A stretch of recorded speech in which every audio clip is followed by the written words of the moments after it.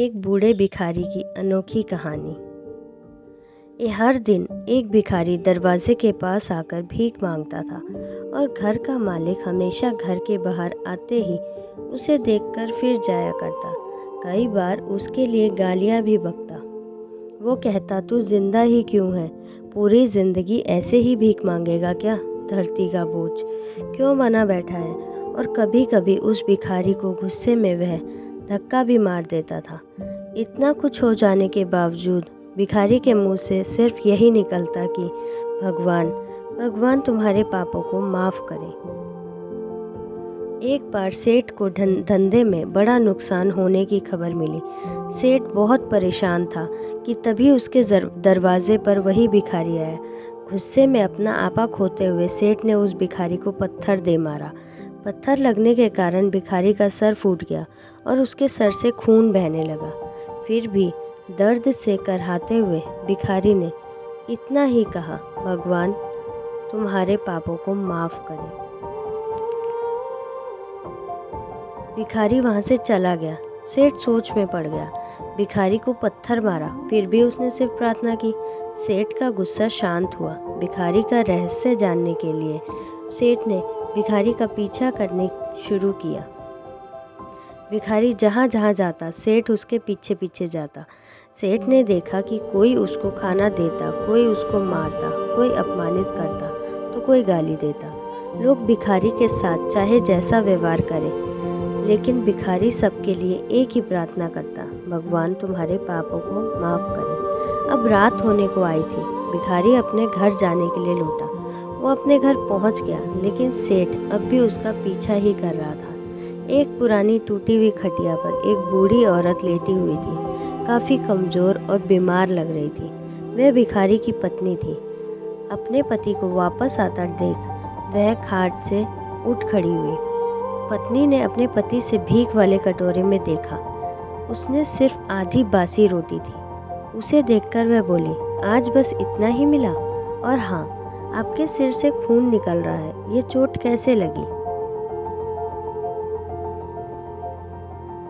बूढ़ा भिखारी बोला, आज बस इतना ही मिला, किसी ने कुछ दिया ही नहीं।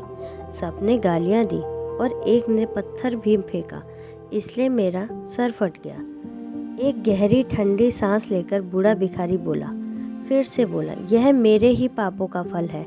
तुम्हें याद है कुछ सालों पहले हम कितने अमीर थे? क्या कुछ नहीं था हमारे पास? हमारे पास हर चीज जरूरत से ज्यादा थी, लेकिन हमने कभी, और उससे भी बुरा हमने उस अंधे भिखारी के साथ किया जो हमारे द्वार पर भीख मांगने आया करता था। बूढ़ी पत्नी की आंखों में आंसू आ गए। वह बोली, हाँ, हम उस बेचारे अंधे के साथ बहुत बुरा करते थे। उसका अपमान करते थे, उसे खाने के लिए रोटी की जगह कागज दिया करते थे, उसका मजाक उड़ाया करते थे और कभी कभी उसको मारते भी थे। मैंने कभी उसको रास्ता नहीं दिखाया। एक बार मैंने उसके मुंह पर मिट्टी भी फेंकी थी और वह हमेशा दुखी होकर यही कहता, भगवान तुम्हें तुम्हारे किए की सजा देगा। भगवान तुम्हारे पापों की सजा जरूर देगा। उसका श्राप सच हो गया और हम इस दुख भरी जिंदगी में आ गए। भिखारी बोला, हाँ, उसका श्राप सच हुआ, इसलिए मैं किसी को बद्दुआ नहीं देता। चाहे कोई मेरे साथ कैसा भी बर्ताव करे, मैं हमेशा उसके लिए प्रार्थना करता हूँ। मैं नहीं चाहता कि कोई भी हमारे जैसी जिंदगी का अनुभव करे, किसी को भी हमारे जैसे दुखों का सामना करना पड़े। वो नहीं जानते कि वह कितना बड़ा पाप कर रहे हैं, इसलिए अनजाने में हुए पाप की ऐसी सजा किसी को भी ना मिले, मैं नहीं चाहता। सेठ वहीं छुपकर यह सारी बातें सुन रहा था। अब उसे सब कुछ समझ में आ गया था। भिखारी और उसकी पत्नी ने वह आधी रोटी मिल बांट कर खाई और भगवान को धन्यवाद बोलकर सो गए। अगले दिन वही भिखारी फिर से भीख मांगने गया। सेठ के घर के पास जाते ही सेठ ने पहले से गर्म रोटियां उसके लिए निकाल कर रखी थी। उसे देते हुए सेठ विनम्रता से बोला, माफ़ कर दीजिए बाबा, मुझसे बहुत बड़ी गलती हो गई। बूढ़ा भिखारी बोला, भगवान तेरा भला करे। इतना कहकर वह आगे निकल गया।